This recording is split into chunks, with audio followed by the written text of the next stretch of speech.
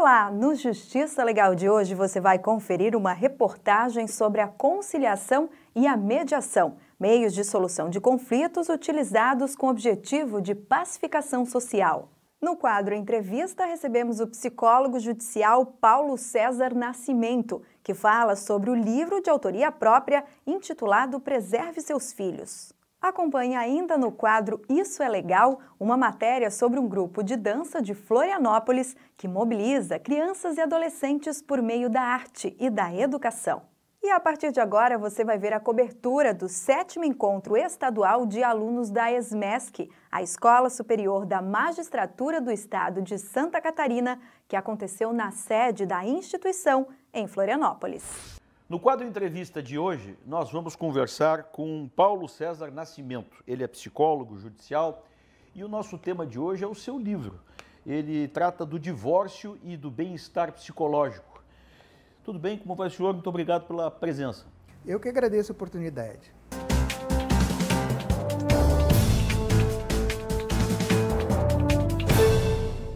Como é que surgiu a ideia de escrever o livro com este tema? Ele surgiu do meu trabalho, né, junto à vara de família.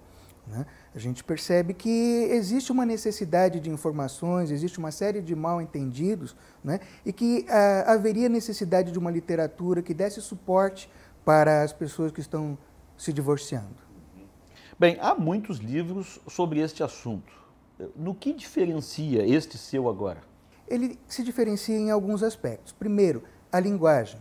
Ele é escrito em linguagem acessível, né? Ele foge um pouco do academicismo dos trabalhos feitos nas universidades e foge também daquela ideia da autoajuda de que a pessoa pode resolver tudo sozinha. Então, é um livro voltado para o jurisdicionado, a pessoa que está passando pela situação do divórcio, mas que também pode ser aproveitado pelos profissionais que trabalham junto a essas situações. As pessoas resolvem se divorciar. Qual é este momento do divórcio? O que se deve levar em conta em relação aos filhos, à família, aos que cercam este casal? Olha, na verdade, esse é um momento muito delicado. Geralmente ele acontece com as pessoas em momentos diferentes ou com olhares diferentes sobre o relacionamento, né? Um já está pensando há mais tempo em se divorciar do que o outro, geralmente. Né? Pode haver casos em que isso é simultâneo, mas eu não tenho visto isso como a maioria. E, geralmente, quando há crianças, né, isso envolve todo o contexto familiar. Tem repercussões com os avós, com as próprias crianças e com quem vier a compor essas famílias que se reorganizam. Os pais devem mesmo esperar os filhos crescerem um pouco para depois resolverem se divorciar, se quiserem? Olha, na verdade, cada caso é um caso, né? Porque depende de quão conflituoso é esse relacionamento, quanto isso está sendo desgastante para os envolvidos, para os filhos, para os pais, para o entorno familiar. Então, em cada caso é preciso um olhar específico. A gente sugere que as pessoas que estão pensando em se divorciar tenham algum tipo de suporte, terapia de casal, por exemplo, para que ou as questões da relação que precisam ser resolvidas se resolvam, ou para que a separação se dê de uma forma mais bem elaborada pelos dois, que possa ser mais pacífica, mais consensual. Há um momento determinado onde se diz este casal deve se separar? Isso é uma escolha do casal, né? Porque se ela acontece de um modo unilateral, um só escolhe separar, a gente costuma ver maiores dificuldades depois nesse trato da convivência com os filhos. Agora, há o momento em que já houve a separação e ficou-se solteiro de novo, né? E está com os filhos, ou o pai ou a mãe ficam com os filhos. Como é que é o que se deve fazer diante desta condição de solteiro ou solteira na guarda dos filhos? Se deve buscar separar o papel anterior, que era de cônjuge, que a gente chama papel conjugal, desse papel novo, que é de ser pais dos mesmos filhos, sem estar numa relação conjugal. E, a partir disso, desenvolver uma relação mais cooperativa do que competitiva, o que a gente chama de coparentalidade. Né? Eles conseguem um validar o outro como pai sem ser cônjuges. O que lhe parece a guarda compartilhada, que parece ser uma novidade nos anos para cá? Ela surgiu como uma forma de minimizar o grau de disputa que existia nas varas de família, e porque daí essa desqualificação que um faz do outro no processo, muitas vezes é levada aos filhos. Esse clima de tensão entre os pais é percebido pelas crianças, e isso pode levar ao adoecimento dessas crianças, tanto condições médicas gerais, doenças, quanto o adoecimento psicológico. Deve-se ter perfil para esse compartilhamento de filhos? Ou ele sempre é bom? Inicialmente se entendeu que isso deveria ser feito só quando já houvesse uma atitude cooperativa. Hoje em dia se entende que é importante como um empurrãozinho para que essa atitude cooperativa se desenvolva. Se não estão conseguindo sem um auxílio externo, então que se busque um auxílio externo para que isso se construa.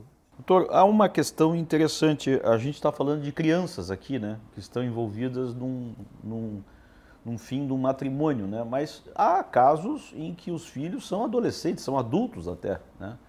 Como é que chega um caso de divórcio, de dissolução de um casamento com os filhos maiores?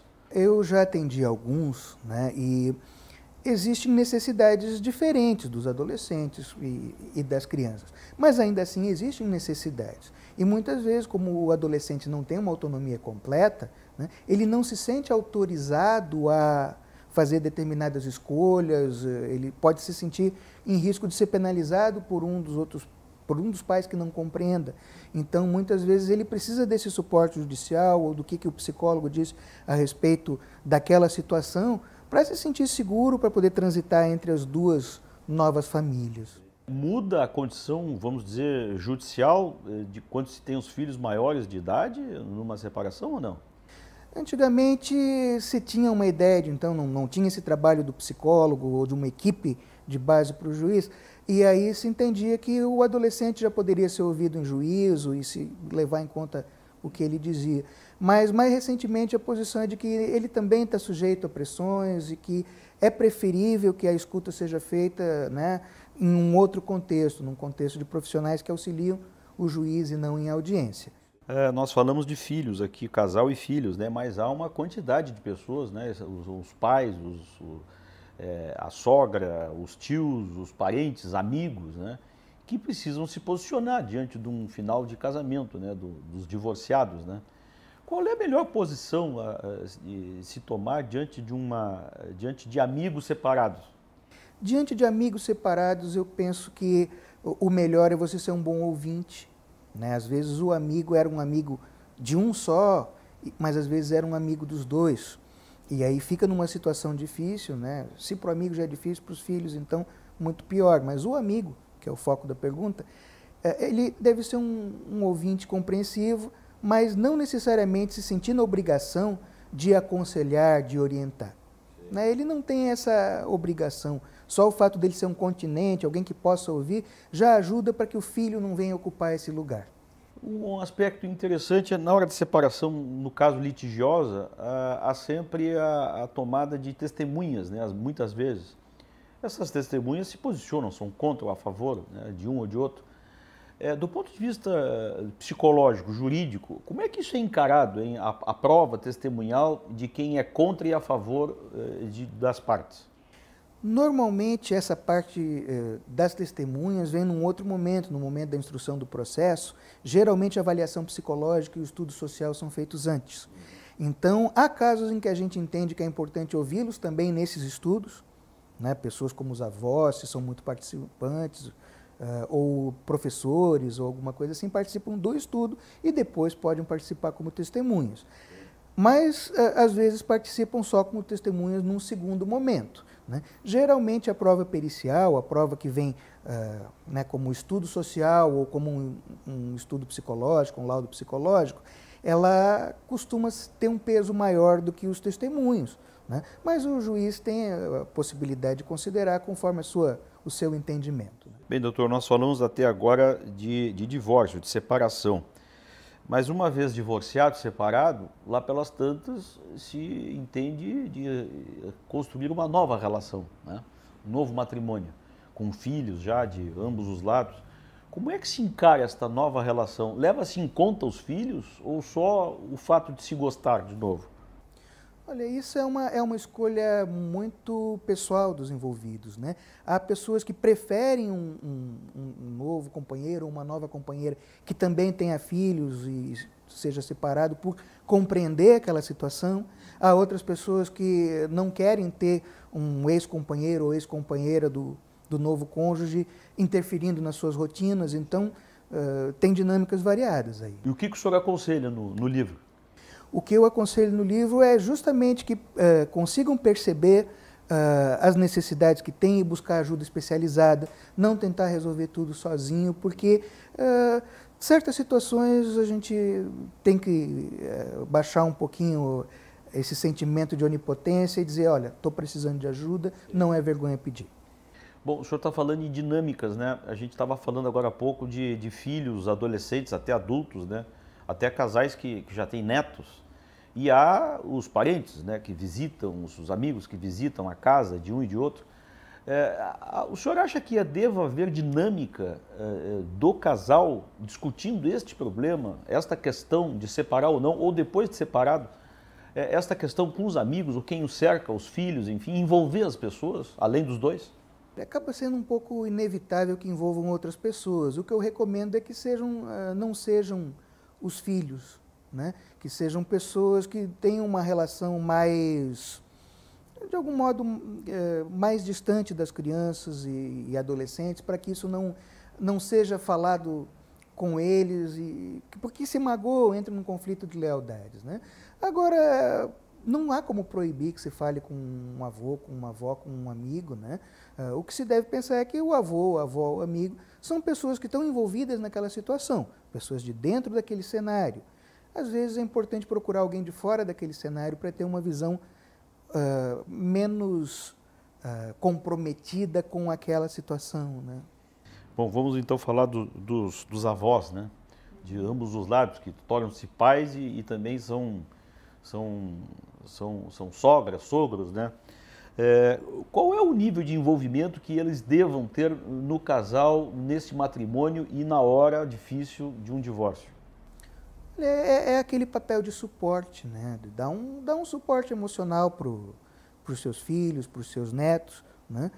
Existem casos em que eles acabam dando suporte financeiro também, porque a situação tem que se readequar, né? Mas há famílias em que existem relações mais próximas, há famílias em que há mais autonomia, mais independência dos seus membros, né? Então a gente nota que o grau de demanda para esses avós varia, né? Eles têm que colaborar dentro da sua possibilidade, né? Também não desistir da própria vida para essa colaboração, mas também não ficar alheios ao processo. É aquela coisa do meio termo que é difícil da gente definir e alcançar, né? Doutor, pergunta final, talvez esta fosse uma pergunta que ainda estivesse faltando. Nós estamos falando aqui de psicologia, né? Mas o divórcio, nós estamos diante do judiciário, né? Em que momento de separação, do divórcio, um psicólogo judicial entra em ação? Ele entra em ação quando uma das partes, né, uma das partes envolvidas, ou o Ministério Público, que atua ali como fiscal da lei, entende que se precisa verificar se existem riscos psicológicos ou se já há algum tipo de prejuízo psicológico para os vulneráveis, né, ou seja, nesse caso, os filhos. Professor, muito obrigado, viu, pela entrevista. Eu que agradeço essa oportunidade de estar trazendo meu trabalho aqui para a comunidade, né? Foi o nosso Justiça Legal desta semana. Nós voltamos numa próxima. Até lá.